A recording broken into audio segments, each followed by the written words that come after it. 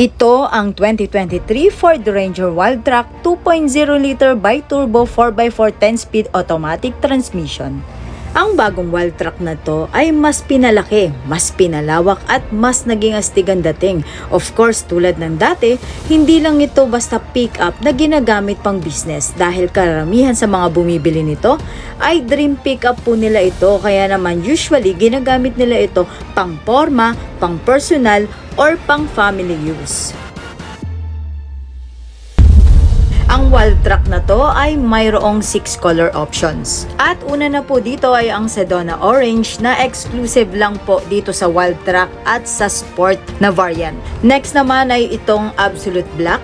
Usually ang mga kumukuha nito ay politiko or executive person, which is talaga namang may pang-maintain sila sa pagka-black at pagkakintab nito. Sunod naman dyan ay aluminum metallic. Ito naman yung color na inire-recommend ko kung ayaw po natin ng halata yung alikabok or yung scratch. Ganon din naman dito sa Meteor Gray. Bukod pa dyan ay medyo rin kakaiba yung color nito. Next naman ay ang Snowflake White Pearl. Ang color na to ay exclusive lang po dito sa Wildtrak at usually ang kumukuha po nito ay mga politiko, mga executive at mahilig sa puti or light color syempre. Next dyan ay ang Lux Yellow na exclusive lang din po dito sa Wildtrak. Usually naman ang mga kumukuha po nito ay mahilig sa matingkad at unique na color.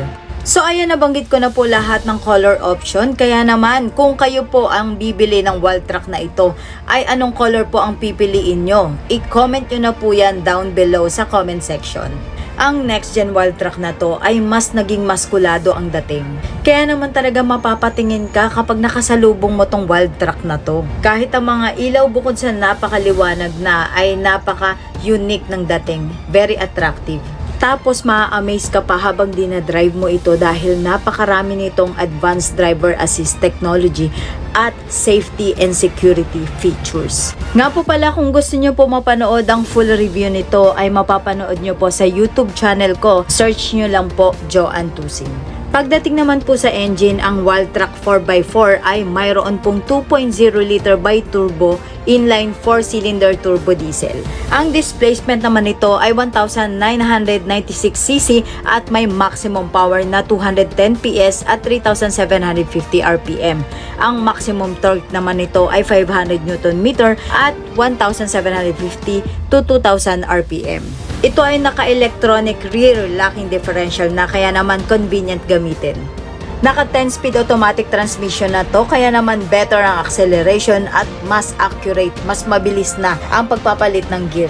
Dahil dyan, mas tipid sa fuel consumption. Pagdating naman sa front suspension, ito ay naka-double wishbone with coil spring and anti-roll bar at ang rear suspension nito ay naka-leaf springs. Ang Wildtrak ay may 18-inch na alloy wheels at ang tires nito ay 255/65 R18. Equipped pa rin ito ng 800mm water wading depth, kaya naman pwede pa rin ito isugod sa baha at ang maganda rito ay mayroon itong 235mm na ground clearance, kaya naman safe pa rin ito idaan off-road. Mas madali naman nang i-park ito kahit sa makitid na parking space dahil equipped po ito ng 360-degree camera, kaya naman kitang-kita buong paligid ng sasakyan. So ayan, makikita nyo po may camera sa harapan, sa mga side mirrors at sa likod. Plus mayroon pa itong front and rear parking sensor, kaya naman dahil dito ay malalaman at maiiwasan natin yung mga bagay na posibleng hindi natin mapansin. Bago na ang design ng bed liner at mas pinalaki ito, mayroon din itong functional divider locators plus clamp pockets at mayroon ding 12 volt and 230 volt socket. Leather seat with Lux Yellow stitching at body contoured na ito, kaya naman fit na fit ito sa ating katawan. And of course, hindi mawawala ang Wildtrak accent. Mas naging convenient naman ang pagkuha ng inumin dahil nilagyan na ng cup holders ang magkabila ang gilid ng passenger at ng driver side. Kahit ang mga indoor handle ay naging premium ang dating. Pagdating sa steering column, ito ay naka-tilt and telescoping na at ang steering wheel nito ay napakagaan gamitin, kaya naman napaka-relax lang na i-drive ito. Ginawa naman ng 8-inch ang digital instrument cluster, kaya naman mas malaki na ito. Bukod pa dyan ay nakaka-amaze naman ang sobrang laki ng touchscreen na to dahil ito ay naging 12-inch na. At pagdating sa interior, grabe, very sophisticated at napaka-convenient gamitin lahat.